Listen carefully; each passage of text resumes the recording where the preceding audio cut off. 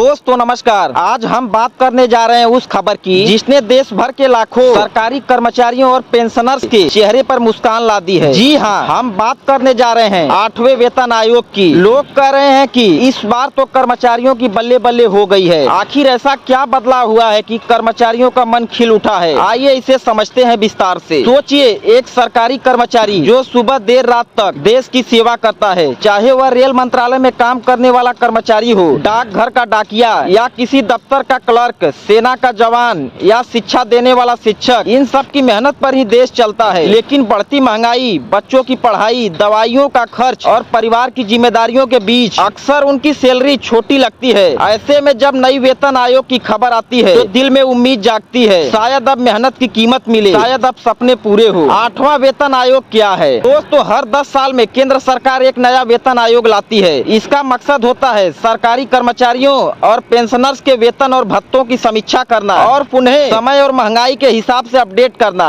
7वां वेतन आयोग 2016 में लागू हुआ था। दोस्तों, लगभग एक दशक बाद 8वां वेतन आयोग आने वाला है, जिसकी सिफारिशें 2026 तक लागू होने की उम्मीद है। यही वह वजह है कि अभी से कर्मचारियों के बीच चर्चा तेज है। क्या बड़े बदलाव होने वाले हैं? वेतन में भारी बढ़ोतरी। सबसे बड़ी खुशखबरी यही है कि अनुमान लगाया जा रहा है कि इस बार कर्मचारियों की सैलरी में लगभग 30 से 34% तक का इजाफा हो सकता है। सोचिए, अगर किसी का बेसिक पेमेंट 20,000 है तो यह बढ़कर 26,000 रूपए से भी ऊपर जा सकता है। फिटमेंट फैक्टर, ये एक तरह का गुणांक होता है जिसमें पुराने वेतन को गुणा करके नया वेतन तय किया जाता है। इस बार उम्मीद है कि यह फैक्टर 2.6 से 2.85 तक जा सकता है। दोस्तों, अगर ऐसा होता है तो हर ग्रेड के कर्मचारियों की जेब में अच्छी खासी बढ़ोतरी होगी। दोस्तों, सैलरी केवल बेसिक पेमेंट तक सीमित नहीं होती है, उसमें डीए, महंगाई भत्ता, HRA, house rent, TA, travel और अन्य भत्ते भी शामिल होते हैं। जब बेसिक में बढ़ोतरी होता है तो भत्ते भी बढ़ेंगे, यानी कर्मचारियों की जेब में आने वाली कुल राशि और ज्यादा होगी। पेंशनर्स के लिए राहत, रिटायर हो चुके बुजुर्ग कर्मचारियों के लिए भी खुशखबरी है। उनका पेंशन भी नए बेसिक पेमेंट के हिसाब से तय होगा। मतलब जिन बुजुर्गों ने पूरी जिंदगी देश की सेवा की, अब उनके बुढ़ापे में उन्हें थोड़ी राहत मिल सकेगी। दोस्तों, अब यह समझना जरूरी है कि आखिर लोग क्यों कह रहे हैं कि अब तो कर्मचारियों की बल्ले बल्ले हो गई है। दोस्तों, हम सब जानते हैं कि पिछले कुछ सालों में हर चीज महंगी हुई है, खाना, कपड़े, मकान,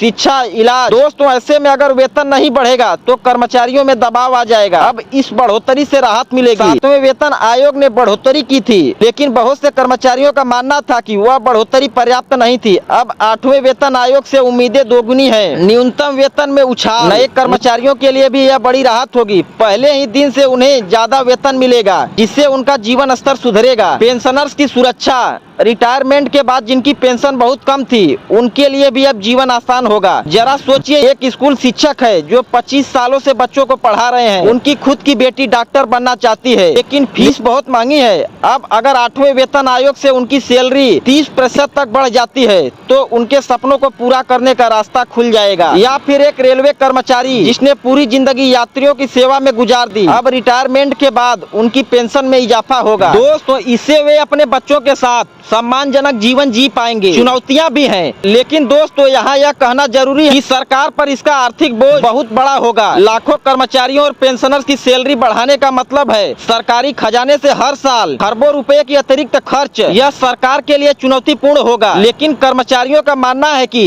जब देश की सेवा कर रहे हैं तो उनकी मेहनत की सही कीमत मिलनी चाहिए। तो दोस्तों, यही वजह है कि कहा जा रहा है कि 8वां वेतन आयोग से कर्मचारियों की बल्ले बल्ले हो गई है, क्योंकि वेतन में भत्तों में बढ़ोतरी और पेंशनर्स के लिए राहत, ये सब मिलकर उस परिवार के चेहरे पर मुस्कान लाएंगे जो सरकारी नौकरी से जुड़ा है। याद रखिए, ये सिर्फ आंकड़े नहीं है, ये हर उस इंसान की उम्मीदें हैं जो रात दिन देश की सेवा करता है, जिसने अपनी जवानी दफ्तरों, रेल, स्कूलों और सरहदों पर गुजार दी। अब उनकी मेहनत को सम्मान देने का वक्त आ गया है। आपको क्या लगता है, 8वें वेतन आयोग से सबसे बड़ा फायदा किसे मिलेगा? कमेंट में अपनी राय जरूर दीजिए। दोस्तों, अगर यह जानकारी अच्छी लगी हो तो वीडियो को लाइक करें, शेयर करें और चैनल को सब्सक्राइब करना बिल्कुल न भूलें। तो मिलते हैं किसी और वीडियो में, तब तक के लिए जय हिंद।